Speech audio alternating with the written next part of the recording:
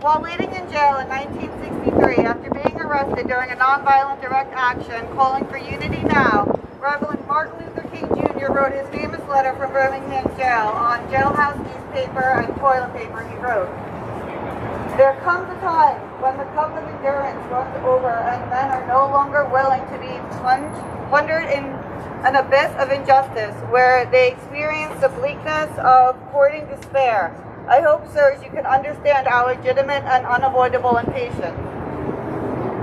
During the March on Washington in 1963, Dr. Martin Luther King Jr. said, "Now is the time to make the real promise of democracy. Now is the time to rise from the dark and desolate valleys of segregation to the sunlit paths of racial justice." 57 years have passed and true justice has not been met. I held a sign this past June that read, "Justice happens when everyone has a voice," because during the pandemic a frontline worker was killed in her own home, shot by a police officer, and she was not the only one. Even worse, racism in our society has been so normalized through structural racism, it wasn't until another man was killed by an officer on camera that her story made its way to the full audience of the media months later. This is Breonna Taylor and George Floyd I speak of. Here at Carnegie Hall on February 23rd, 1968, 53 years ago, Martin Luther King Jr. spoke in New York for the last time in his life. Just weeks before his assassination on April 4th, 1968, Dr. King's speech paid tribute to W.E.B. Du Bois. Du Bois, who became the first African American to earn a PhD from Harvard University in 1895. Du Bois fought what he believed was inferior strategy and fought for equal rights in every realm of a person's life, as well as co-founded the NAACP. Though Carnegie Hall kept extensive archives sponsored by none other than J.P. Morgan and Company, the biggest fossil bank in the world, it seems they have silenced Dr. King's least known speech because despite their enormous records of past events, there's no audio or video record of this speech, showing how powerful corporate capitalism is about silencing the voices of people of color. The speech was given by Dr. King for the 100th anniversary of the birth of W.E.B. Du Bois. Now, as we look at the events of today's media, it seems these words are still relevant to our present day. In King's speech, he reminds us that one generation after another of Americans were assiduously taught these falsehoods, and the collective minds of America became poisoned with racism and stunted with myths. In his lifetime, Dr. King lived to nurture a beloved community. During the time of his speech, he was fighting not just for the rights of African Americans, but for oppressed people everywhere. The King Center described the beloved community as a global vision in which all people can share in the wealth of the earth. In the beloved community, poverty, hunger, and homelessness will not be tolerated because international standards of human decency would not allow it. This is what we need right now, but we are living in a nation far from that reality. As a movement, we understand that white supremacy and racism is a key factor in the causes and conditions of the climate and ecological emergency, which affect black people, indigenous people, people of color, poor communities, and non-human species disproportionately. Dismantling the system of oppression needs to run through all aspects of our work. How can we do this? Seems to be the question we may ask ourselves. Martin Luther King Jr. once said, "Darkness cannot drive out darkness. Only light can do that. Hate cannot drive out hate. Only love can do that." So when a friend started asking, following the past year's crises, how do we change all this hate in the world? How do we love? Love louder. The question repeated in my mind, and I thank them for this question, and I don't know the whole solution, but I think right now, right here, this is somewhere to start. How can we love louder? We can speak up and say, stop the damage. New York City has half-century-old people polluting the air of areas that were redlined and blockbustered post-World War II, which pressed housing segregation and still, this day, has communities of color. These plants provide extra power at peak moments of already excessive electric use to those of privilege, while polluting the air of these communities where people live, work, and play. In 2021, we are still living in confines of structural racism. This is why, beyond these barriers, we need to heal society from within, because racism, inequality, and white supremacy are diseases of the mind, and the only known cure throughout history is love. We need to speak up and expose the harm, acknowledge, address, and mediate this harm as the government hides these environmental injustices in plain sight. And we need to ensure that their promises to address this crisis are backed up by action. We have to demand to heal the off-balance of society, our ecosystem, and ourselves, and start to listen to each other. Dr. King's fight was to restore that which seemed impossible. Please take this example and hold the vision and better our world through restoration. During another trip to New York City, Martin Luther King Jr. proclaimed justice at times proceeds with a halting gait, but at times the law has been slow to speak to the poor, the oppressed, the unpopular, and the disenfranchised. Now is once again the time to take a stance against oppression and injustice, and also give the people their voice back through citizen assembly. Respect each other, and until love is found, keep faith alive. So, thank you for listening to that. We are going to sit.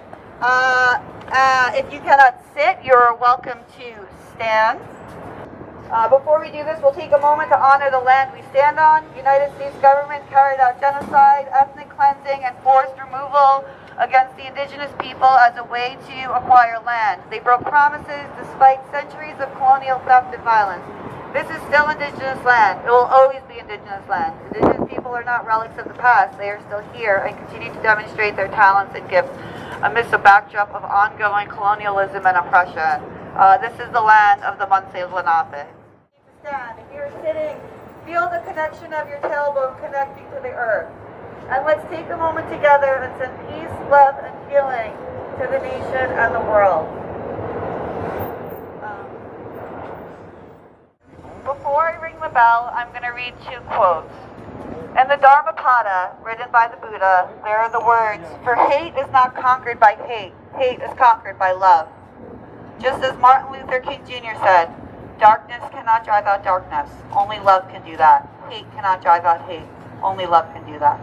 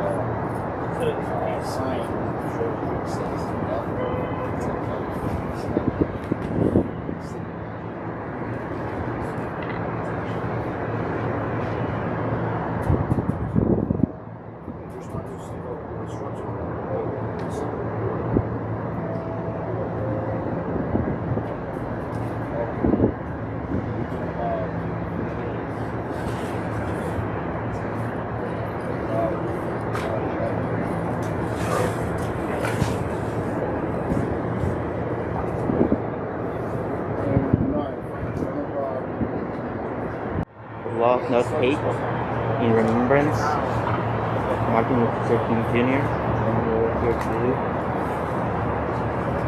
This was the place where he gave his last speech.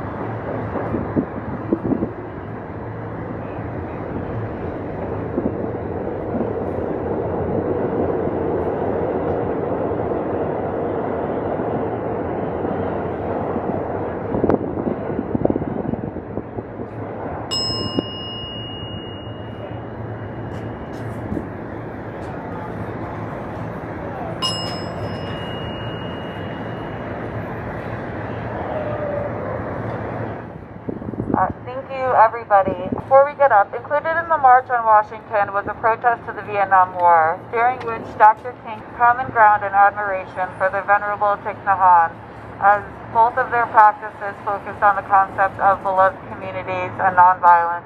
Martin Luther King Jr. called Thich Nhat Hanh a friend and referred to him as an apostle of peace and nonviolence. In more current work, Larry Ward, a student of Thich Nhat Hanh, published a book last year titled America's Racial Karma, in which Dr. Larry Ward states, "Once we recognize America's racial karma as action that continues to give birth to the notion of white racial superiority and its psychosocial consequences, we gain the necessary insight to change course. We will rage and grieve, but we will also begin to heal." This quote from Larry Ward shows we can rage with love and heal as a nation.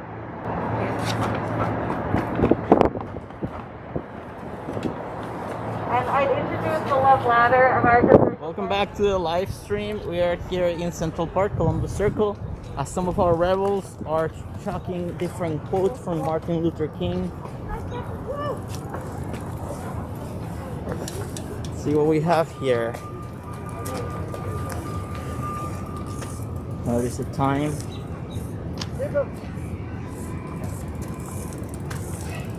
to make a real promise of democracy.